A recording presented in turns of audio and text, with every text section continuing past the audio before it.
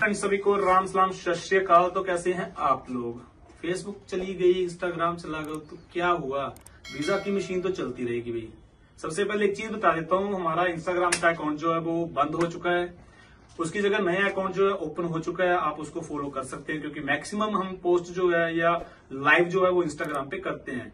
Instagram का link जो है अपने ग्रुप का या इंस्टाग्राम पेज का, उसका लिंक हमने इस वीडियो के नीचे डिस्क्रिप्शन में दिया है। अपॉइंटमेंट कैसे मिलती है वो भी डिस्क्रिप्शन में लिंक दिया हुआ है अपॉइंटमेंट के नाम से।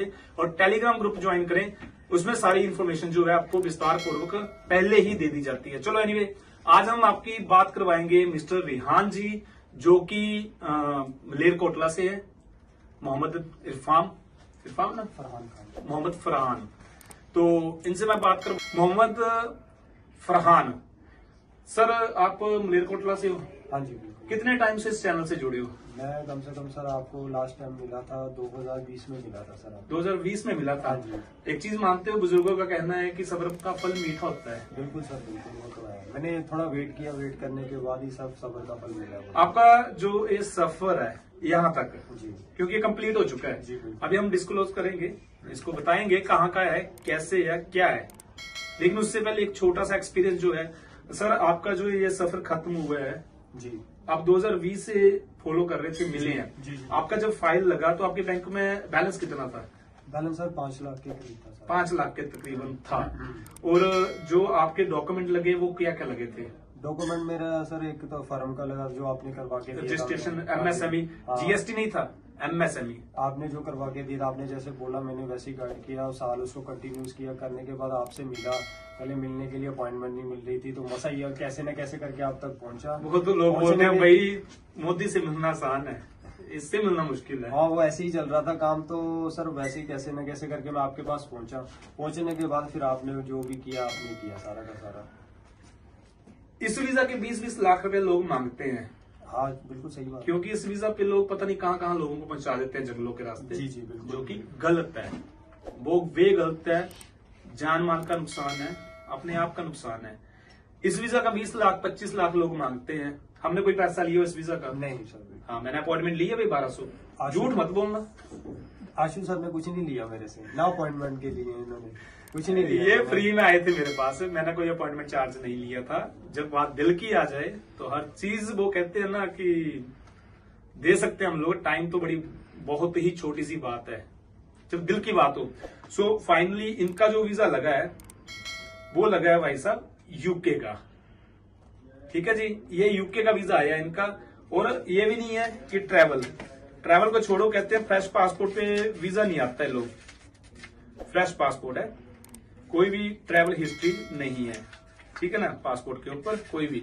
सर आप मैरिड हो अनमैरिड हो? अनमैरिड है। बोलते हैं कुंवारे बच्चे को तो वीजा नहीं देते हैं। नहीं मिलता है। आपको आप जब तक हो आपको फिर तो मिलेगा। इनके जो वीजा फॉर्म है सर, उसमें जो मिस्टेक्स थी हाँ जी, उनको सुधारा गया था। नहीं आपने मिस्टेक में बहुत सुधारा। $800 पाउंड लिखा तो उस पर 900 पाउंड करवाए। फिर उसमें सैलरी का थोड़ा इशू था कि आपने ऐसे उसमें मेंशन करो कि वहां से ऐसे सैलरी आती है, यहाँ से ऐसे आती है। फिर वो ठीक करवाया आपने। फिर उसके बाद एक बैंक स्टेटमेंट थी, उसमें बोला था कि आपने ये गलत लगाई है, ये स्टेटमेंट नहीं लगानी, आप निकाल दीजिए।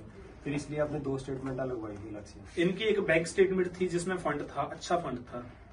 अब इनके बैंक में जो शो की हमने 5 लाख किया, जो दूसरे बैंक में फंड था वो हमने लगाया ही नहीं। अब लोगों को ये चीज बताते तो लोग क्या कहते हैं कि यार फंड कम हो जाएगा, ज्यादा फंड दिखाएंगे। नहीं, ऐसा नहीं है। एक क्राइटेरिया होता है, इमिग्रेशन का क्राइटेरिया है कि आपका इतना फंड होना चाहिए। अब जैसे मैंने 45 हजार या 60 हजार में मैंने कनाडा के वीजे भी लिए हुए हैं, लेकिन वो स्टेटमेंट कैसे थी वो मुझे पता था, वो मेरा नॉलेज था, दैट्स ऑल। अब इनका एक बैंक स्टेटमेंट हमने नहीं लगाया जिसमें अच्छा बैलेंस पड़ा था। नहीं लगाया क्योंकि वो बैंक स्टेटमेंट सही नहीं थी। अगर उसको हम लगाते यूज करते तो वो लमसम स्टेटमेंट दे देते या लार्जेस्ट अमाउंट दे देते या क्रेडिट है, डिपॉजिट नहीं है, सॉरी विड्रॉल नहीं है, तो वैसा कुछ ना कुछ इशू वो क्रिएट कर देते। तो ऐसा नहीं हुआ। और इनके बैंक की बैलेंस जो है इसलिए मैच किया क्योंकि इनकी आईटीआर भी मैं ही भरता हूँ 2-3 साल से, है ना। मेरा वोट 2-3 साल से मेरे पास ही आईटीआर है। और मेरी आईटीआर के अकॉर्डिंग बैंक स्टेटमेंट था और बैंक स्टेटमेंट के अकॉर्डिंग आपका वीजा फॉर्म भरा गया था। जो आपके आईटीआर का एनुअल जो मतलब इनकम था उसको कैलकुलेशन लगा दी हमने आईटीआर में, उसमें वीजा फॉर्म में भरा था। तो ये वीजा आया है और ये 2020 से इस चीज को फॉलो कर रहे थे और चल रहे थे आराम से। सर आपका क्या फीडबैक रहेगा इस चैनल का? मैं तो यही कह रहा हूँ, तो आगे आपसे कहीं भी ट्राई करो। मैं इससे ज्यादा पहले बहुत ज्यादा जगह जाके ट्राई किया। ट्राई करने के बाद लास्ट में इनके पास ही आया था। किसी बंदों ने तो मुझे ये भी बोला था, जो आप आईटीआर जो आपने बैंक स्टेटमेंट निकाली थी ना, मैं उनका नाम नहीं लेना चाहता, बहुत फेमस बंदे हैं वो भी। उन्होंने मुझे बोला था कि आप ये आईटीआर लगे, आपकी ये वाली बैंक स्टेटमेंट लगेगी, तो आपके पास आए, आपने बोला ये निकाल दो, कि मेरा भी एक बार ऐसे काम हो चुका था, तो आप निकाल दो, आपका काम नहीं तो खराब हो जाएगा। फिर मैंने जब आपके कहने पे निकाल देखिए अच्छा फंड था बैंक में, फिर भी उन्होंने निकाल दिया क्योंकि ट्रस्ट था। वीजे ऐसी बात नहीं हमारे सुजेस्ट की हुई, वीजे भी रिफ्यूज होते हैं। कहते हैं खुशियां तो हम लोगों ने तब भी मनाई जब 17 वीजे रिफ्यूजल के आए थे, तो रशिया के आए थे रिफ्यूजल। खुशियां तो तब भी उन लोगों ने मनाई, लेकिन हमने 15 दिन के अंदर वो 17 के 17 फिर से अप्रूव करवा लिए थे, वो वीजे लेके दिखाए। तो जो गलतियां मैंने की थी अपनी फाइल में, सबसे पहले मैं अपने ऊपर एक्सपेरिमेंट करता हूँ, आफ्टर दैट मैं लोगों को सजेशन देता हूँ। ठीक है, मैं ऐसा नहीं किसी की फाइल के साथ खिलवाड़ करता हूँ, खेलता हूँ। वीजा का काम मेरा है नहीं है, मैं सजेशन देता हूँ फ्री ऑफ कॉस्ट। सर मानते हो वीजा का लंगर है? बिल्कुल बिल्कुल। आपने तो खा लिया? जी जी, मैं तो खा लिया, अच्छा था लंगर। तो ये मोहम्मद इरफान जी हमारे मलेरकोटला से थे, तो इन्होंने तो इस लंगर का स्वाद टेस्ट कर लिया। हमारी अपॉइंटमेंटें ओपन होती हैं महीने में 2-4 बार अपॉइंटमेंट जो ओपन करते हैं, बिकॉज मेरा वर्क जो है वो कोई दूसरा है। ये वीजा वूजा का मेरा वर्क नहीं है, ये तो मेरा शौक है। जो पंजाब में इस टाइम धोखाधड़ी होती है, ये जो वीजा के नाम पे लाखों करोड़ों रुपया लूटा जाता है, हम तो सिर्फ उसके अगेंस्ट हैं और लोगों को एजुकेट कर रहे हैं। कुछ लोग हैं जो समझते हैं, कुछ लोग हैं जो नहीं समझना चाहते, जो कहते हैं ना कि ये व्यूज लेने के लिए या फेम लेने के लिए। नहीं, फेमस तो हम ऑलरेडी हो चुके हैं, क्योंकि अपनी उम्र से ज्यादा जो है देश देख चुके हैं, अपनी उम्र से ज्यादा जो है मतलब लोगों से मिल चुके हैं, तरह तरह के कल्चर, तरह तरह के वेशभूषा हमने देख ली है। हमें फेम की जरूरत नहीं है। हर देश, किसी भी देश में उतर जाए, हमारा कोई अपना आज बैठा हुआ है जो आशु भारद्वाज वीजा एडवाइजर को जानता है, क्योंकि उनको पता है कि वीजा का लंगर या फ्री ऑफ कॉस्ट सिर्फ एक चैनल लगा सकता है, वो है आशु भारद्वाज वीजा एडवाइजर। तो ये चैनल आपको फ्री एजुकेशन प्रोवाइड करता है, ये चैनल आपको सपने साकार करने के लिए हेल्प करता है, ये चैनल आपको आगे बढ़ने की सलाह दे सकता है, आगे बढ़ने में आपकी हिम्मत कर सकता है। तो जुड़े रहिए इस चैनल से। और लास्ट में फिर मैं एक बार मोहम्मद इरफान जी को क्या बोलते हैं इसको, कॉन्ग्रेचुलेशन बोलूंगा। और ये वीजा जो है इनको मिला है, और होप सो कि ये अब इंग्लैंड में अपना टाइम व्यतीत करके आएंगे। और सर लास्ट में एक चीज, आपकी सैलरी कितनी है? सैलरी जो मैंने दिखाई थी उसमें, अपने उसमें फर्म में दिखाई थी ना, सैलरी वो 40,000 दिखाई। 40,000 दिखाई थी, जो आपका मैंने रजिस्ट्रेशन किया था। हाँ, 40,000। तो एक बात है, how to improve your bank statement, how to manage your bank statement. Video देखना, बड़े मजे किए उसको देख के कई लोग एजेंट बन गए। तो इसलिए वीडियो देखना, सारी वीजे की गेम आपकी बैंक स्टेटमेंट के ऊपर घुसी हुई है, घूमी हुई है, चक्कर काट रही है, और आईटीआर के ऊपर बनी हुई है। अगर आपका बैंक और आईटीआर सही है ना, तो मैं कहता हूं भाई साहब, आपका वीजा कोई देश ही नहीं रिफ्यूज कर सकता। ये बात ट्रू और सच है। लाखों लगाने के बजाय हजारों में बाहर जाओ, वीजा ना आए, बाद में पछताने से क्या फायदा। जब तक आपकी बैंक स्टेटमेंट आईटीआर से मैच नहीं करेगी, वीजा आएगा ही नहीं आपका। नहीं आएगा ना? नहीं आएगा। तो सर ये आपका पासपोर्ट, एंड कॉन्ग्रेचुलेशन अगेन।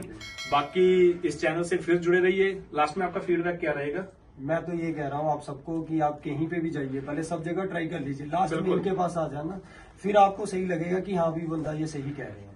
अगर कहीं पे भी ट्राई कर लो, आपसे पता चल जाएगा। आपको मैंने जितने धक्के खाए मैं जानता हूँ, लास्ट में इनके पास आया, मुझे बिल्कुल सही लगा, तो मैंने इनके पास ही अप्लाई किया था।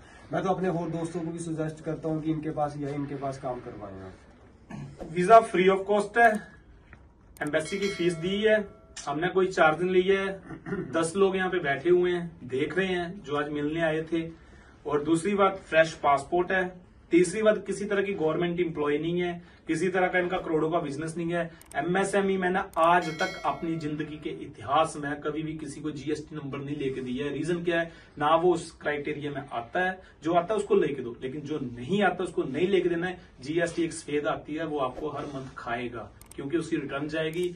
आपसे सीए अकाउंटेंट 1,000 रुपया पर मंथ, 500 रुपया पर मंथ जो चार्ज करेगा, आपको रिटर्न भेजनी पड़ेगी। अगर आप उस क्राइटेरिया में नहीं है तो जीएसटी मत लीजिए। और तीसरी बात, अपने बैंक को, आईटीआर को सही तरीके से देखिए। सर आपकी प्रॉपर्टी वैल्यूएशन लगी थी? हाँ जी, लगी थी। हाँ जी। एक इनकी सीए रिपोर्ट लगाई थी, क्योंकि इनका पहला वीजा था, इसलिए इनके असिस्ट जो है हमने दिखाए थे। एफडी कितनी की थी आपकी? थी एफडी 3 लाख की। 3 लाख की एफडी थी, हाँ जी। वो लगी थी। और बाकी ऐसा कुछ नहीं है कि कोई खास और फॉर दें, कोई स्टाम्प लगाया हमने आपका? नहीं, स्टाम्प कोई नहीं। नोटरी से पेपर टेस्टेड करवाए? कोई नहीं, कोई टेस्ट कोई आपका आधार कार्ड, पासपोर्ट नोटरी से वो स्टम्प पे कराते, वैलिड फॉर फॉरनिंग नहीं, देश ऐसा- पता नहीं क्या क्या करवाते रहते हैं, उल्टे नहीं, सीधे ऐसा काम कुछ बताते नहीं। रहते हैं, लोगों को उलझाते रहते हैं, पैसे उनके खाते रहते हैं, बस इधर उधर तो भटकाते रहते हैं। तो इन लोगों से बचना है, शरारती तत्व, होशियार रहो। Thank you so much everyone, bye bye, take care.